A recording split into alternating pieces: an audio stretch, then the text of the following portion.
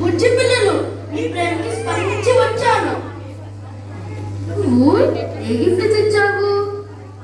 అయ్యా నా గిఫ్ట్ జ్ఞానం, భక్తి, స్నేహం, ఇవే నిజమైన బహుమతులు. మోదకాలు కూడా కావాలి.